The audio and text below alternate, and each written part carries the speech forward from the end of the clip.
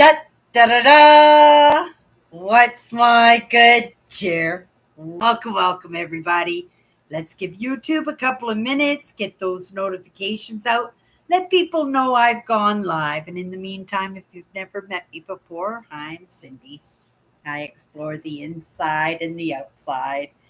And as of late, I've been coming in right before I go to bed. This has become my close of the day routine for me, and that uh, accountability to myself.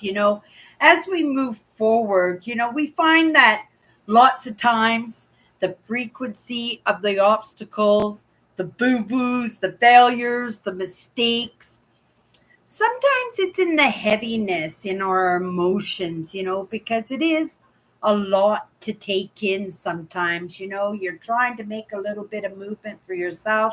At the same time, you're probably doing that for your family, right? And it's really important for us to stay optimistic, happy, joyful if we can. And there have been long spans of times, and I have to say, in the past 6 years, that I have been so grateful that my system has been working with me and not against me. Hello, Eugene. How are you doing tonight? I haven't heard from you all week. I hope your week has been going good. Let me know. Let's go back to the main branch here. Really nice to see you, Eugene. We missed you yesterday on What's My Good Cheer. Oh, no, not What's My Good Cheer. Chatters Live, right? So if you can make it in next Sunday, right? Say hi to the crew. Let them know that you're still alive and kicking. But in the meantime, you're here now. And I always appreciate your company when you come in to this live. I understand that Chatters Live is a little bit heavier than that What's My Good Cheer is a little bit heavier than the Chatters Live. But I do realize that the heaviness of what I'm doing here has been bleeding. I'm going to say bleeding into my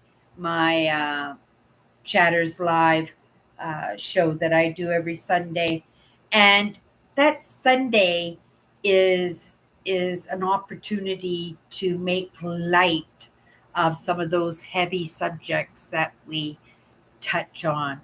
And sometimes they're not even heavy subjects, but because we're in the heaviness ourselves and we're keeping company with others, and it's not having others bring us down to their levels, but finding people who are struggling like you, not necessarily in the same thing, but in the same span, in the same quality, the same quantity, maybe. And if it's not the quantity, maybe it is the quality of what we struggle in.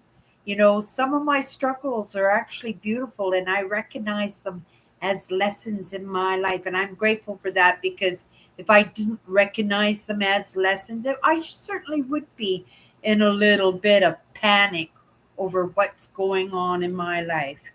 But also at the same time, I have to appreciate that, in the time I've spent, in the lessons, in the contemplation, in the reflection of what others say, and not in an empathic way. And if you know what the empathic way, the empathic way is the other person's way. Whatever they say, that's how it goes. And as you move along, you get a little bit better at listening to yourself, and not listening to yourself, but listening to yourself, right?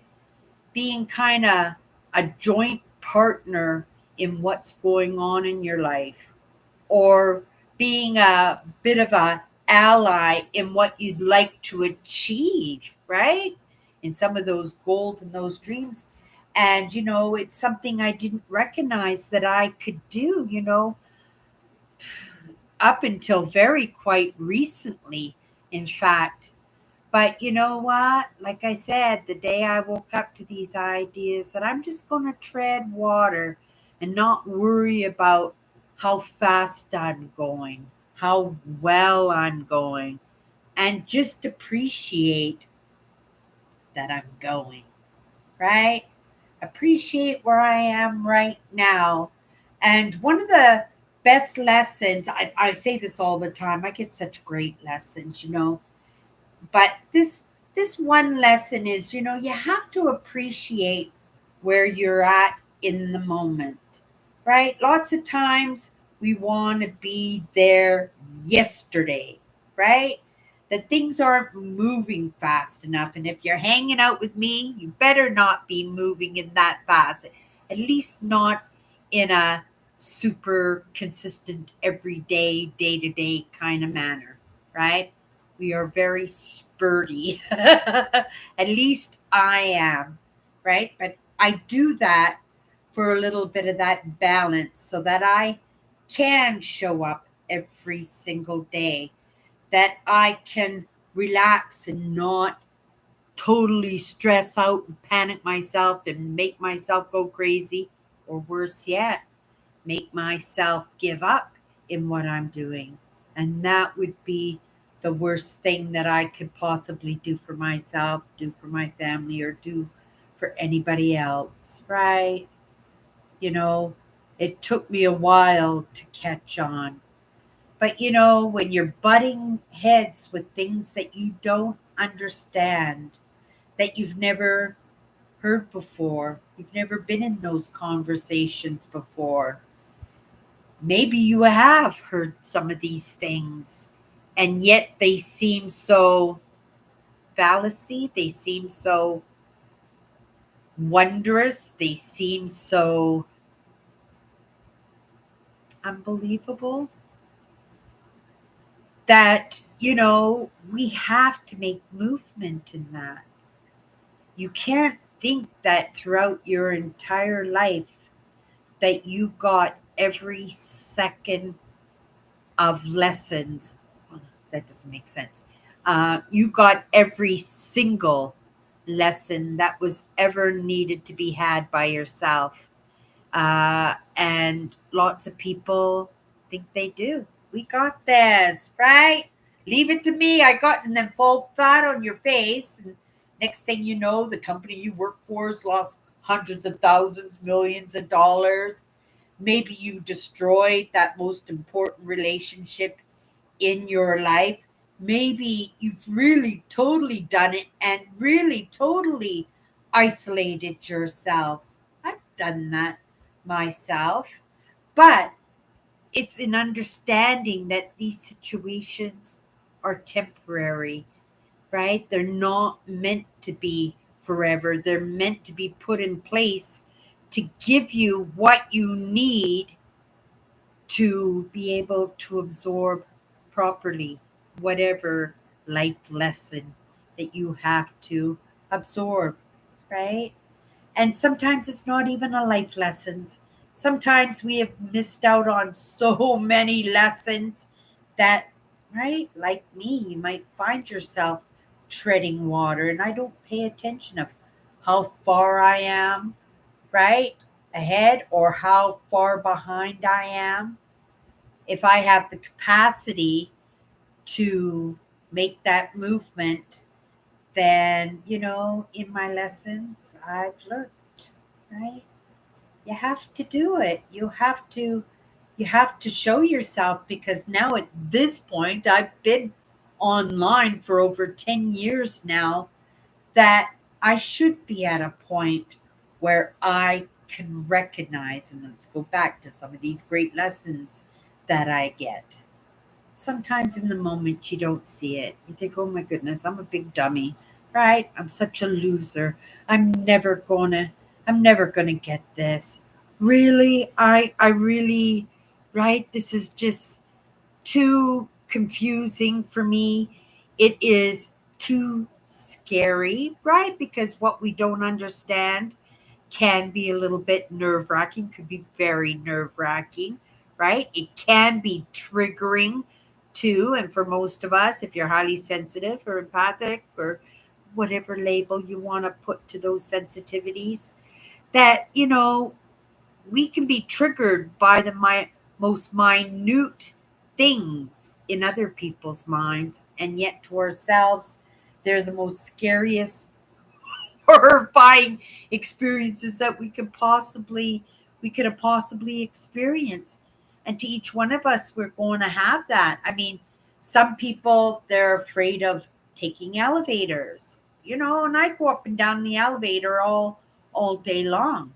Some people are afraid of heights. Some people are afraid of flying on planes. Some people are afraid of the water and, right, don't know how to swim. Some people are afraid to be by themselves, right? And we can't judge ourselves for what we're afraid of, because what we're afraid of is sometimes unknown, sometimes known in a past experience. And in that trigger of a memory, right? It could be just a few words, right? Just even me just a moment ago saying, oh, and I was explaining how we can negative talk ourselves. I'm such a dummy, and oh my goodness, what was I thinking? These can be triggers for us, triggers to give up in whatever we're doing. Oh, forget this. Give me the couch and the remote control. And, right, we don't do ourselves any good by doing that. This is why I do baby steps, because for some of us, being highly sensitive and being empathic, it has been compounded for years, decades, lifetimes. I believe in epigenetics, and epigenetics is not something that you have to believe in, because it's a science and it's perfectly understood, but not everybody understands it, right? It's about having that conversation come across your path that you go, oh my goodness, I never heard about what's epigenetics. And then, after my life, you go and Google what epigenetics is, and you get to learn about that. And then it might be something that triggers, not in a bad way, but in a, oh my goodness, like again, in that wonder, like, that's what I've been doing. That's what's been going on. It wasn't my fault. I've been beating myself up all this time for nothing. It's usually not for nothing, because we always have work to do. It's like when I was a little kid, when I would get in trouble. My sisters were notorious. Oh, they were so bad. Cindy did it. It was awful. And they were always believed. But then when I would do it, they'd say, "Oh, are you tattletaling now, Cindy? Two wrongs don't make a right." And my sister would be like, "Cindy did this to me," and I'm like, "What?" And then it's, "Go to your room. I'll be there in a moment." And sometimes it wasn't even that. Sometimes it wasn't even that warning or the anticipation of what was coming. Most of the times it was totally a surprise. But my sisters were notorious for doing that. Now, why was I saying that in this conversation? Hmm. There was something to that, but I'm not going to find it until I come back and watch my life for myself. Sometimes I do that. Uh, it's for me, it's enjoyable to go down the side branches and to make discoveries and to learn things. And I do. I learn things. I discover things. I remember things. I make choices. I forgive. Oh my goodness, so much of that. But then, you have those blank moments, and I always say those blank moments are just a moment for you to reflect for a moment in what you were talking about. Or it's a redirection in those other parts of me just saying, oh, Cindy, right? Get back to that main branch. But if you hang out with me, I go down those main branch or side branches all the time. I draw myself back, but sometimes in the last branch, I just got down a little bit too far. Once I go blank, then I just turn around and I come right back to the main branch of the tree, right? So in saying, one of those best lessons I ever got, and I said this a few times, trying to get it out of me right now, but it was such a great lesson. I get such great lessons. I'm so grateful for the understandings that have come across my path. But one of them was, sometimes you don't appreciate how far you come. Sometimes you don't recognize how far you come. I've been treading water for well, I was going to say over a decade, possibly, maybe that long, but aware uh, of the directions and having some of those understandings of being on that move, that's pretty recent to half a dozen years. But again, you know, you can hear me. Oh, it's only been a half a dozen years. And for most people, it's not even a half a dozen hours that they're applying to themselves, that they're giving to themselves, that they're expanding in themselves. So I have to appreciate that, right? That some people aren't even trying. We should always say that and send out our gratefuls for understanding that, but also what will help. Because again, for the most part, we don't see our success, we don't see how far we've come. For highly sensitives and empaths, it's important to see that progress. We're all about progress, right? We're all about movement. We're all about being a little bit better than we were yesterday. And that's a truth. And sometimes that's a hard truth, right?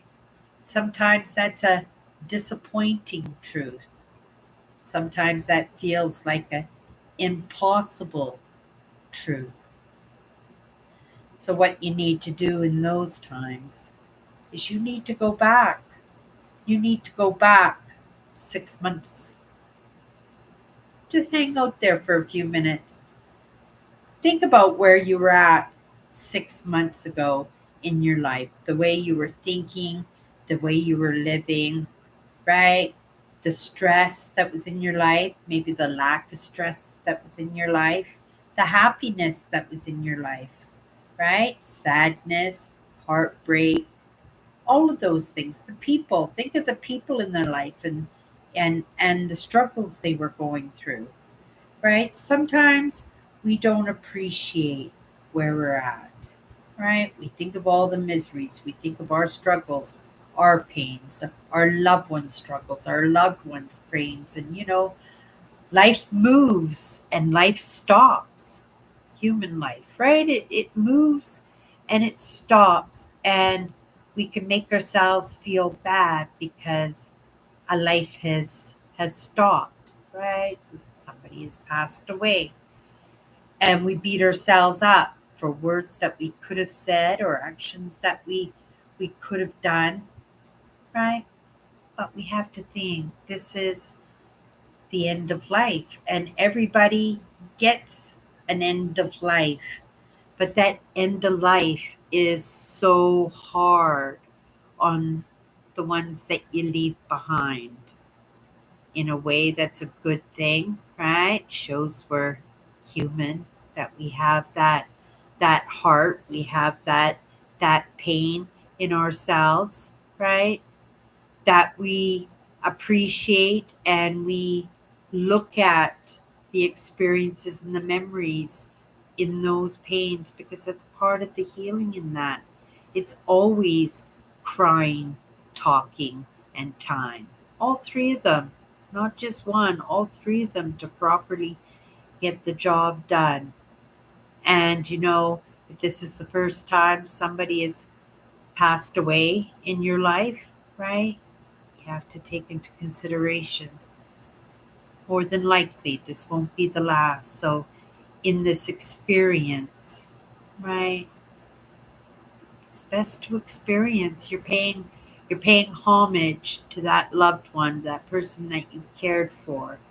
And I think that goes a long way, right? In saying something about you. And it goes a long way in helping those who are still making movement. It's different movement, but it's still movement. And that's part of the encouragement for myself to never give up because I'm doing this for someone or something, right? That hasn't been realized yet. It's funny that I say that, but that's exactly true. And that person might not even be realized in this lifetime. So what am I going to do? Right? I'm going to enjoy my lifetime and hold myself accountable because I can, right? To the very best of my ability. And why can I do that? Because I do it in baby steps and I give myself permission to do it in baby steps, right? I'm treading water, but I'm just treading water in one spot. I'm enjoying just being in the water, right? And that's the best way to look at it.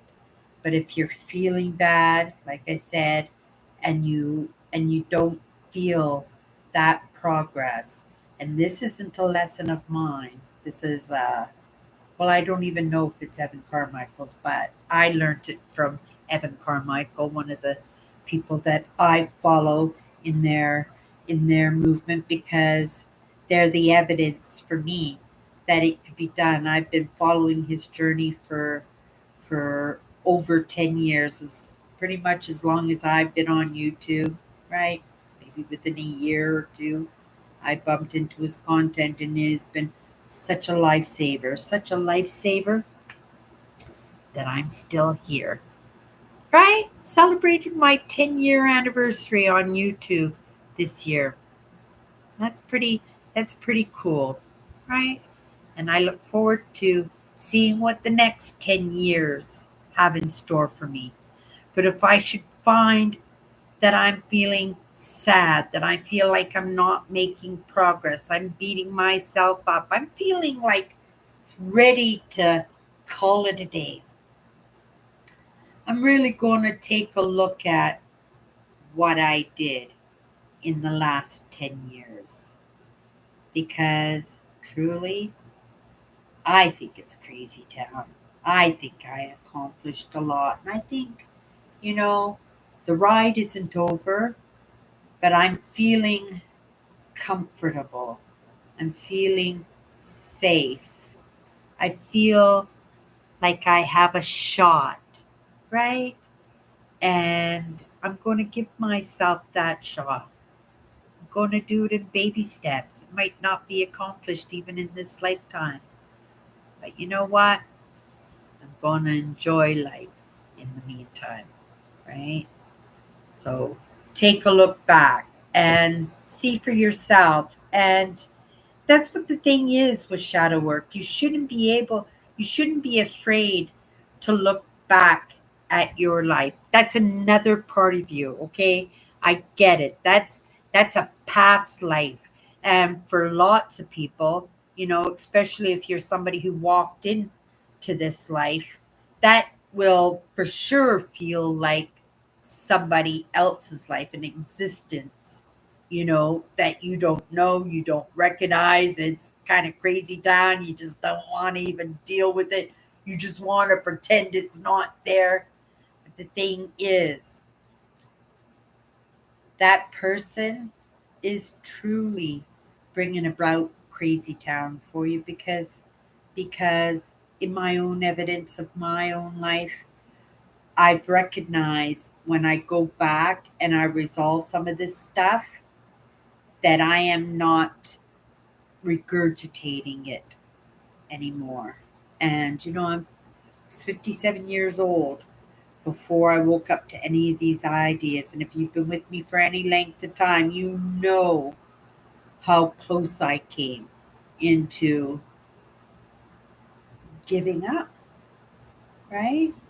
And not giving up in a way that I didn't want to be here, but just giving up because I didn't see a resolution.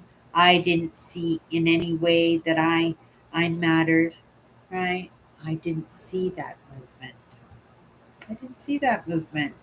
And I bet you, even not woke at that time, if I had gone back in my mind and contemplated where I was 10 years before, I probably would have seen that progress. Like I said, a lot of it went on even before I was switched on, right? Now I'm treading water a little bit. I better understand. And like I said, and once you better understand, it's a lot easier, right? Just checking to see that I'm not missing the comments. It's really nice to see you in here, Eugene. Haven't seen you for a little bit. Hope you pop in on Sunday night and hang out with the crew. Uh, yeah. Do I have anything else to say on that? Yeah, it's important for highly sensitives and for empaths to feel accomplished, right? It's why we set goals. It's why we move towards them. It's in that accomplishing and finishing, and it's whether it turns out good or turns out bad, it really doesn't matter because we accomplished it. We finished it. And for lots of people like us, we are giver uppers, right? And I'm not saying that in a bad way, right? I'm saying that in that recognition that lots of times, as highly sensitives and as empaths, and we can kind of be disillusioned, right? A little bit by what we can and cannot bring to the table. And, it's why I do the baby steps, right? It helps out so much. And I think in the end, it will be the route that everybody will be taken because the resources and the lessons and the thought leadership, the guidance, even in the government, you know, they have programs that work in mindset, that work in mindfulness. I went through a job program and I was very surprised when I went through that program and I got my catalog that the catalog was actually 100% mindset. They didn't call it mindset, they called it an addictions modem, but it was the exact same thing, just a different label. But if there's anything we know, we know about different labels, don't we? Because we have lived with so many labels ourselves. And it's a good feeling to be able to untangle some of those lessons or some of those labels that we put on ourselves and put on others, right? Yeah. Okay, you guys, I'm just going to come in here. I'm going to grab a card. Oh, I keep doing that. This little container has to go somewhere else, or my cards have to go somewhere else. Sorry. Don't need to knock my laptop. I have a little bit forward because the days are long. So when I go online in the evening or anything, that the sun is not shining on my laptop. And I was doing my Chatters Live show last night, and right when the sun was setting, and for a good hour you wouldn't have been able to see me because the shine was just blasting through my big picture window that I am so grateful for, right? One of the things I was so sad about leaving my last apartment, oh, I'm going to miss my big picture window, just to realize that I have a big picture window again. and the view is different than the view I had, but no less is beautiful, right? Yeah, I really get a lot of calming of the system. Yeah, from being able to have this big picture window and to live vicariously, right? Through the people who are walking down the sidewalk or driving in their car during rush hour, right? Screaming up to one of the people in the block to come down and let them into the building, right? Okay, you guys, here we go. Grab a card here. First thing that pops into my mind, just a couple of minutes. And if you don't know, these are my 54 powerful words. And the 50, you guys are going to believe. You guys are just going to believe the card I got today. Well, maybe you will believe if you weren't here yesterday. Wow. You guys, what's coming? This is all I'm saying, right? This is the exact same card. I have 54 powerful words there. I got this card yesterday and we went into it for a couple of minutes. Wonder is the majesty of what's being presented. And I said, wonder is. So I'm expecting, like you guys, maybe we should all be expecting a little bit of this. Wonder is amazing things because wonder is showing you a realization that you never realized before, right? Whether it's a beautiful landscape, beautiful sunset, maybe it's some new innovation out there, right? Like it was, I think I was maybe 5 or 6, no, it must have been about 6 or 7 years old.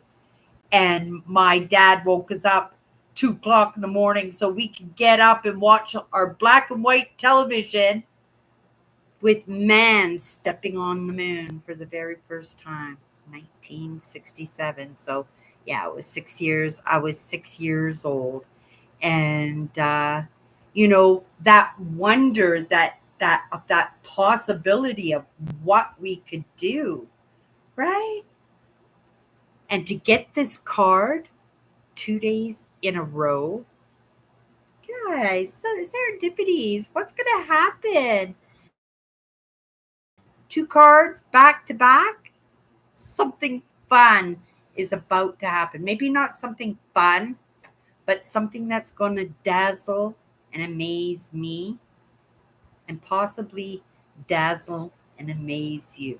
Because remember, I'm that evidence, and I'm not saying it's going to be for me. Maybe it's going to be for you, right? Maybe it's going to be for all of us, right? Majesty. Wonder is the majesty of what's being presented.